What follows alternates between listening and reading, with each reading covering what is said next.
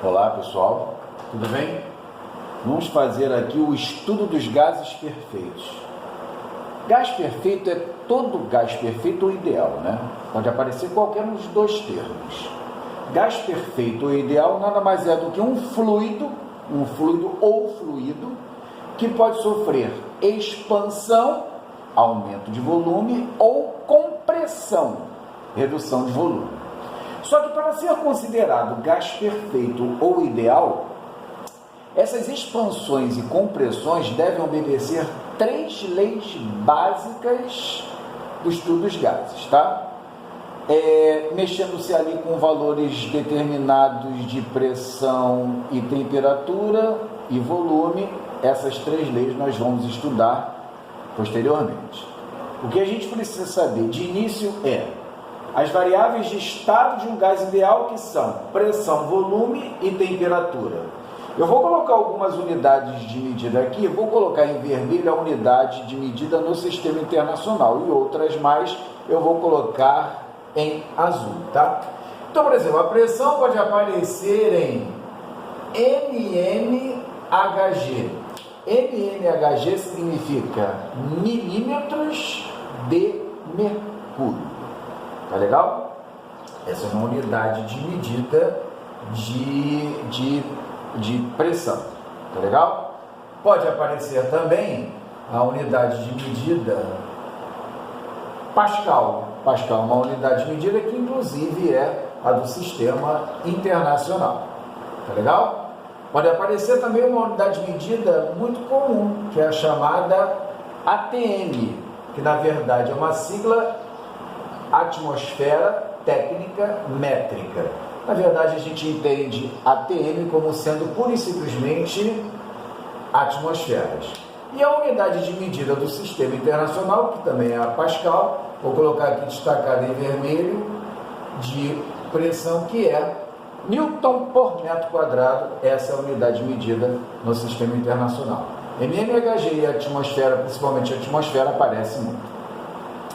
Algumas unidades de medida de volume, vou colocar somente em azul a unidade de medida fora do sistema internacional, litros, que aparece bastante, e vou colocar em vermelho, como a gente já havia conversado, a unidade de medida do sistema internacional, metro cúbico. Tá legal?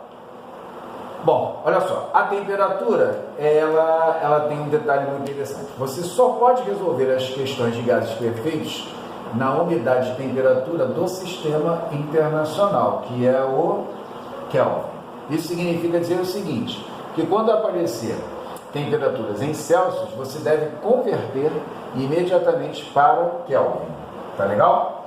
A título de recordação, TK, temperatura Kelvin, é igual a TC mais 273. Então, veja bem, leu a questão, apareceu em Celsius, converta imediatamente para Kelvin.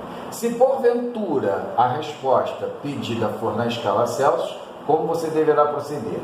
Iniciou em Celsius, passa para Kelvin, desenvolva todo o exercício em Kelvin e ao final reconverta para Celsius. Tá legal?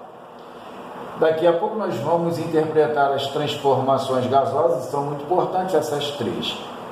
Toda vez que aparecer o termo iso é o prefixo de igual. Então, o que seria uma transformação isotérmica? Transformação com igual térmica, igual temperatura.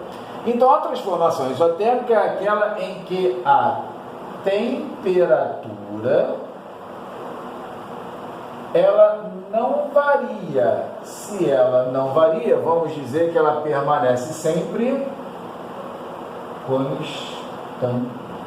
Tá legal? Então falou em transformação isotérmica, temperatura constante.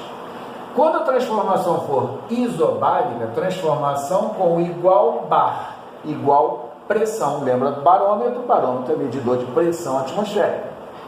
Então, quando você tem uma transformação isobárica, é aquela em que a pressão ela não varia. Se ela não varia, significa dizer que ela permanece constante.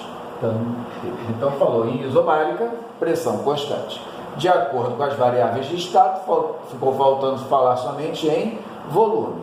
volume constante admite 3 transformações: isométrica, isovolumétrica, esse termo é bem prático, ou isocórica. Certamente esses 2 termos aparecem mais. Então, é aquela em que o volume não varia. Se o volume não varia, significa dizer que ele permanece constante. Essa é a fase inicial do estudo do conceito dos gases perfeitos.